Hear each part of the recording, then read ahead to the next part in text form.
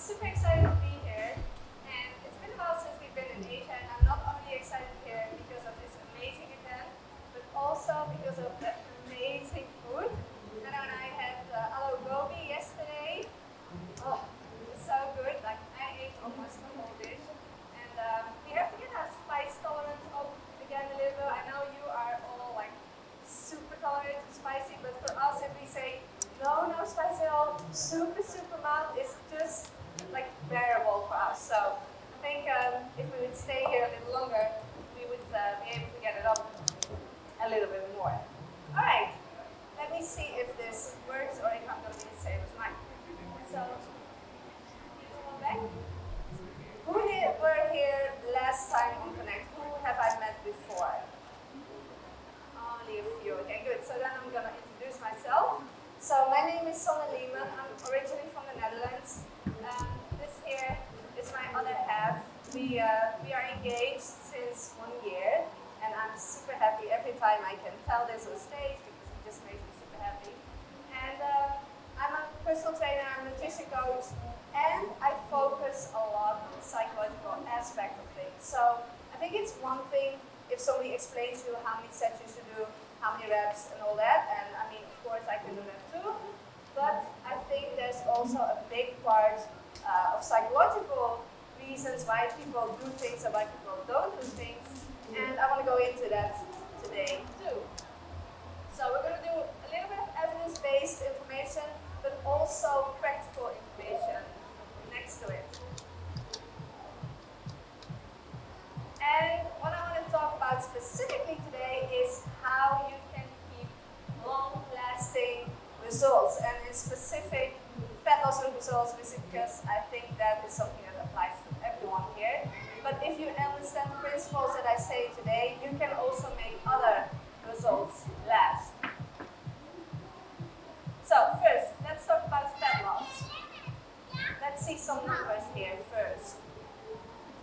So, if we look at fat loss numbers from studies, we see that actually a lot of people sadly regain their weight within 1 year. So from people who lose weight, you can actually see that 30 to 35% actually regains weight in 1 year, and about 50% of patients will return to baseline within 5 years. And you can also see this in the numbers here, which is pretty sad because that's a pretty large amount of people who cannot sustain their fat loss.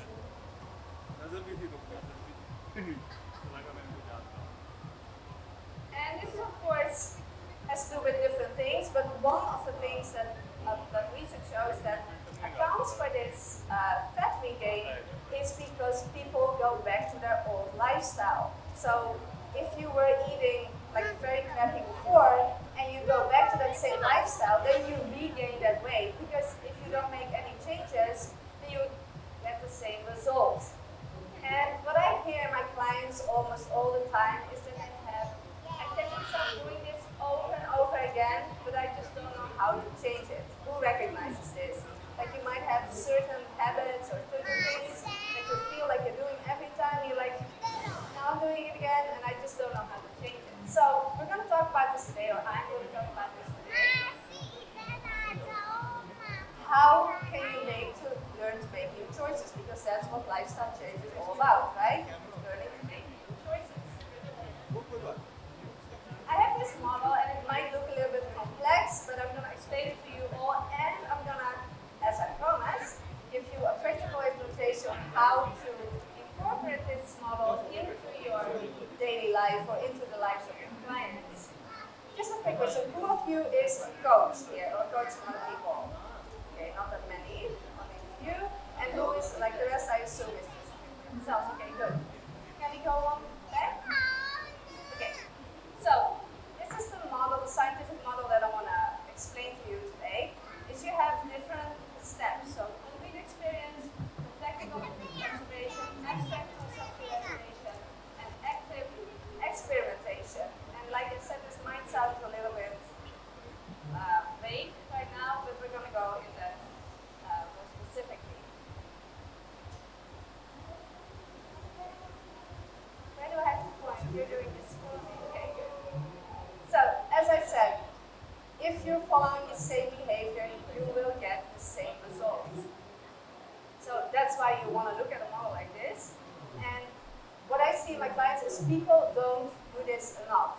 Like people stay stuck in one habit and they actually never ever reflect on their behavior. And I had a lot of girls who, and I'm going to go through this example in a little bit, but they would have a lot of binge eating disorders, or they have binge eating problems. And once I walked through this model and I actually started to ask them, like, okay, reflect on your behavior, what's happening? Now they were like, oh, I never did this before. This is so helpful because now I start to look at my behavior in a different way. And I really urge you to start doing this yourself, because if I tell it here, I see you all nod like this and you'll be all like, yeah, I understand, but applying this to yourself is a whole different level. So please listen carefully and take something away and do apply this. Okay, so let's start with binge eating. This is something which I found, especially a lot of girls and also guys are having trouble with. Okay, so we're going back to this model that we have. Can you do it back? Yes. Okay, so we have the complete experience here. So this is just pretty simple. So you find yourself in a situation where you're overeating. So this is what you would write down if you follow this model.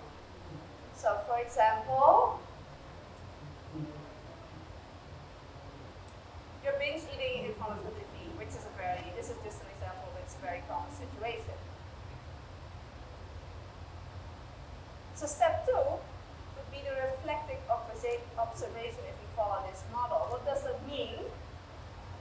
It means that in order to understand what actually happened, what you were doing, you have to reflect. And it really starts with this. So you cannot skip to step 4 or 3 or 4. You have to stay with step 2 first. And a lot of people sort of always forget this step. They just want to start right into like helping themselves or starting to do something.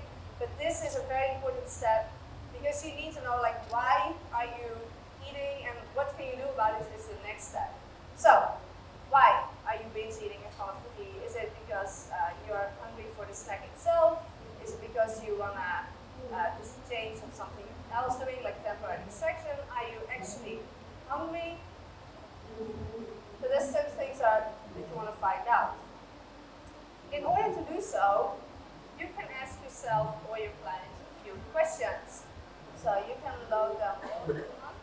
Yes. So, slowly back. Yes. So we have a few questions, and these are just example questions, but those might really help you to get to the bottom of it and to start reflecting on your own behavior.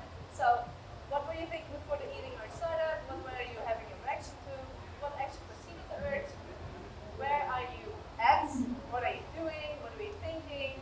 What's your emotional state? Who else is with you? All those things give you insight in why you might be into eating and when this occurs.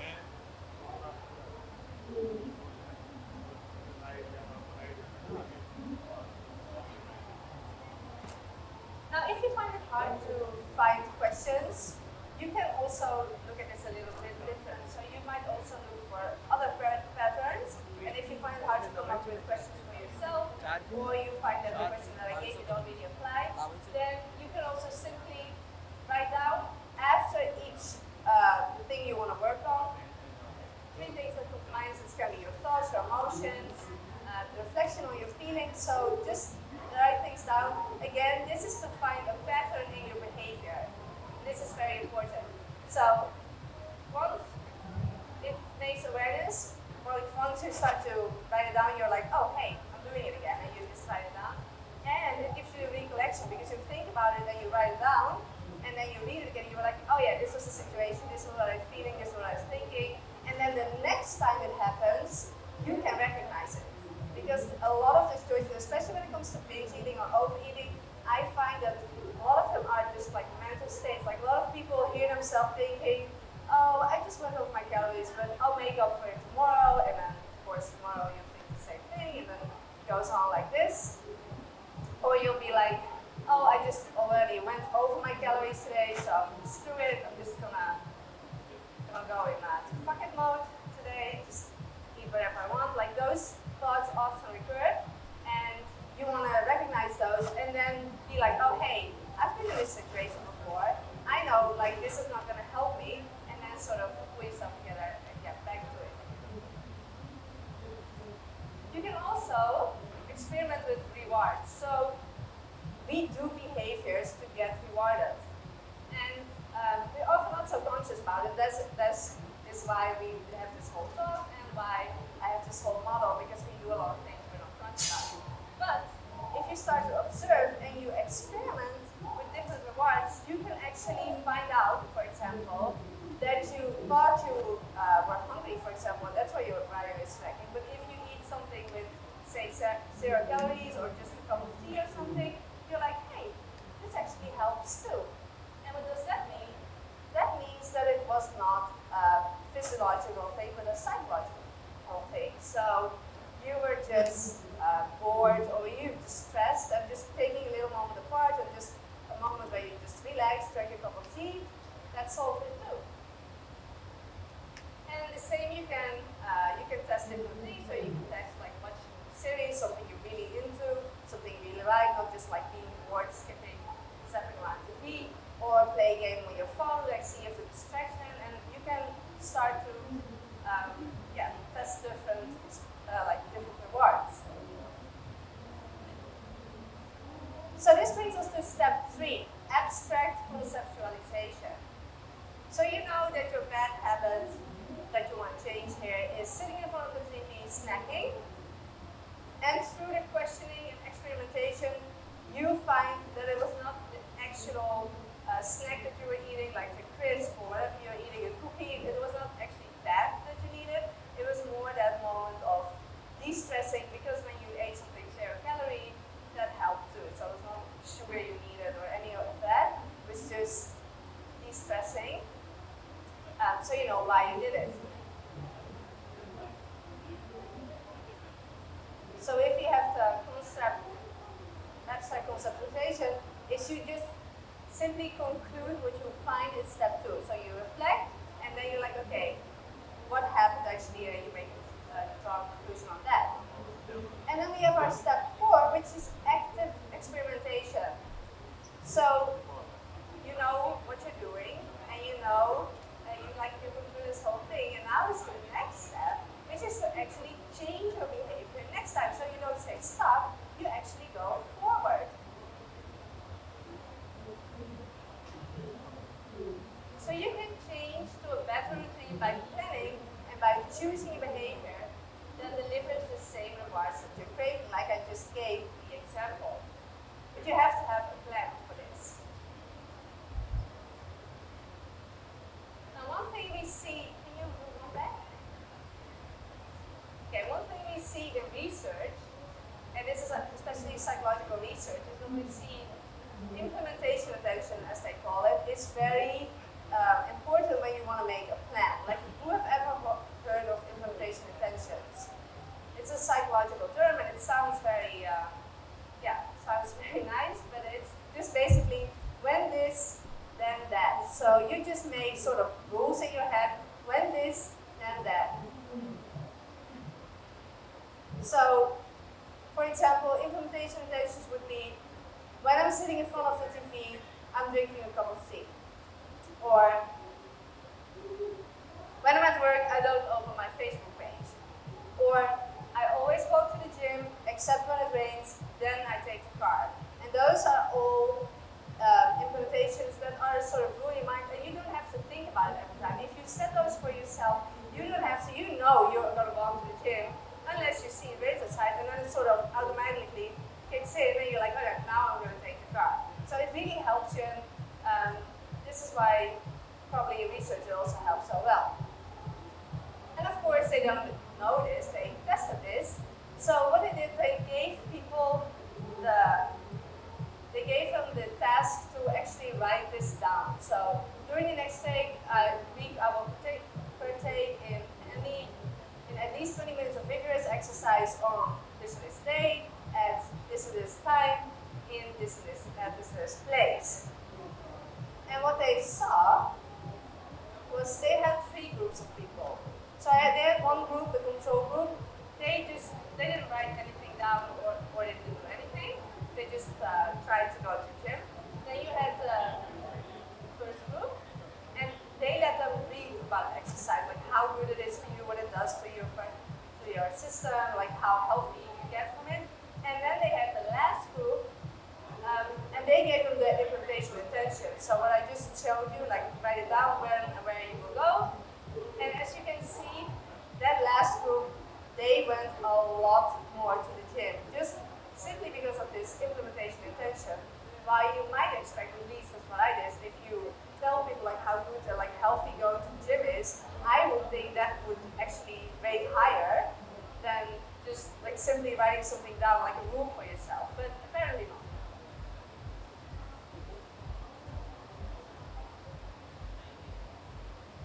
So you can make the one implementation, but you can also do other implementations on that. So for example, you say every Wednesday I go to the gym, so then you make the implementation intention on Tuesday to pack your gym bag.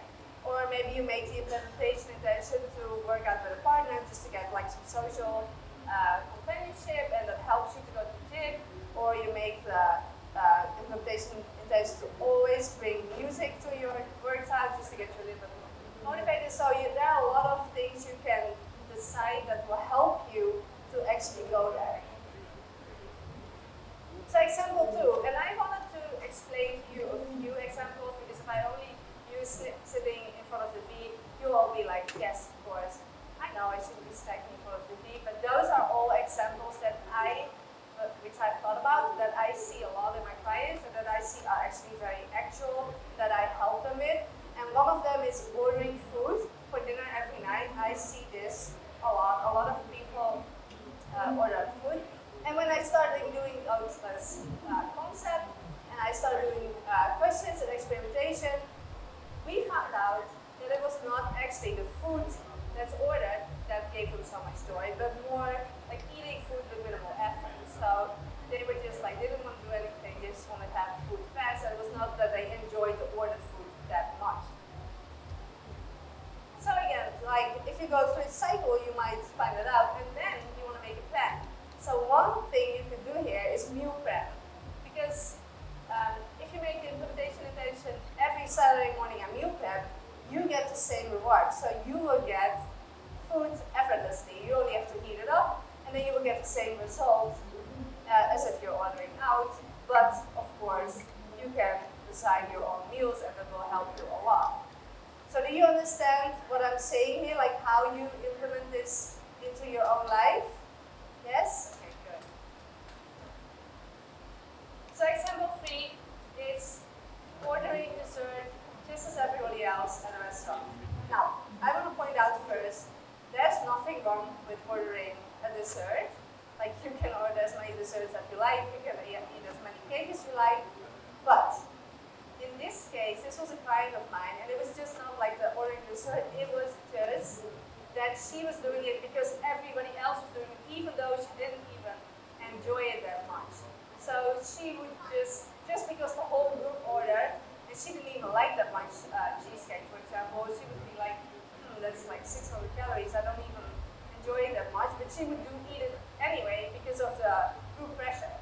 And I see this a lot, like people find it much easier to make healthy choices. Everybody makes healthy choices, and when everybody's going for the hamburger, even though they don't really want to eat it, they're like, okay, I'll just go with the group, right? You do recognize that, right? Yes. So, wait. Hey, I just completely forgot. Like, I remembered 5 Hindi words, and I just had said to myself that I wanted to throw them in, like to surprise you guys, but now I all forget, because now one of them pops up in my head. Tikre. And I wanted to start with chalo. And what else? Oh, JC actually told me in new one yesterday. It was, I hope I don't butcher this, but Mira Nana Sanne. Yeah? Do I say that right? Okay, good. And what else? We had, I know a bad one too. Should I say it? Like, this is actually when we first went to Mumbai. We were in the speak shows, and like, you know, like people are coming up to you, like, JC was like, you just don't tell them, ciao foot. Okay. I promised him I wouldn't say those things, but I just did. What else? Did we learn another one now? I think there was, oh, Daiwa. Oh, okay, good. Like, I'm always fluent, right? Okay, good. So I just wanted to throw those in, but now you know all my Hindi words. So if you have any Hindi words you want to teach me, come up to me because I like to learn new languages. Okay, what was I saying? Okay, you have this people who just order because of social pressure. So again, like we did some questioning, we did some experimenting, and we found out, like I said, it was not the actual dessert that she was craving. It was just eating something sweet and mainly just group pressure. So in this case, you want to plan for dealing with social pressure.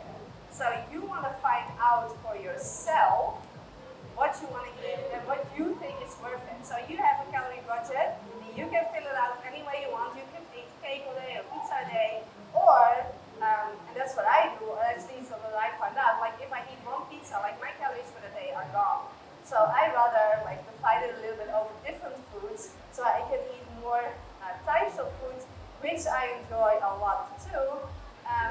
But again, like this is my choice, and you all have to make choices for yourself. So you wanna know like what is worth it for you, and not just what everybody else does. If all my friends are eating donuts, I'm like, I'll skip. I don't mind that much for donuts. I mean, I like them, but I don't want to spend like 300 or 400 calories on a donut. But if we eat sushi, for example, or aloo gobi, I'll be like, yes, that's definitely worth it for me. What about them, George? Like I went to this Chiang Mai, when we were in Chiang Mai, there was this Indian place. I went there like 5 times a week just to eat like the Rogan Josh there because it was so good. Okay, so this is the last question, and I just explained it already a little bit. This is what an example is for myself. So what I used to do when I started my fitness journey, I would just always, whenever we went to a restaurant, I would go all out. It was like my way to like eat a lot of food, and over time I figured out like this is not helping me. Like every time I go to a restaurant, I just eat too much, and like I don't really enjoy it that much. Like I just end up overeating, and then I feel good for a little bit, and then I feel bad after. So this took me quite a while, but like I figured this out, like questioning, experimenting, that it was like once I was hungry, I just wanted to eat whatever, but I would be just as satisfied if I ate a portion of my meal in low-calorie foods like fillers, as I call it, and then other parts of my foods in high-calorie dense food. So I would be just as satisfied if I ate, for example, a big batch of vegetables and a piece of pizza or sushi, than if I would eat like all those calories or like all my filling just from pizza and sushi. Do you understand what I mean? So this is something that I figured out for myself, and with this way, I would like, if I hadn't tested it, I wouldn't know. I would think that eating just more sushi would bring me more happiness. But I actually figured out by just testing it and trying this, that this wasn't the case, because I could just stay much more leaner over time. I wouldn't go all out, I could manage everything much better, and I would be just as satisfied. So again, don't make assumptions, just try and test it, and if you find out for yourself that this is not the case for you, then you want to manage this in another way, okay? Last point I want to point out at this is that it does take time. So lifestyle change does take time. It is a process of falling back and getting back up, and a lot of people, once they start implementing this model, they start reflecting on their own behavior, they are getting very disappointed. They're like, okay, I did this wrong like over and over time, and I feel like it went better when I didn't even look at this, like when I didn't even reflect. But this is normal, and you shouldn't be discouraged by this. So it's normal at the beginning, might feel like you're doing worse than before. You don't. The only difference is that you actually realize it now more. So you start to look at your behavior, and you're like, hey, wait, I see these patterns, and you're like, yeah, so you start to look at more, but this is all part of the process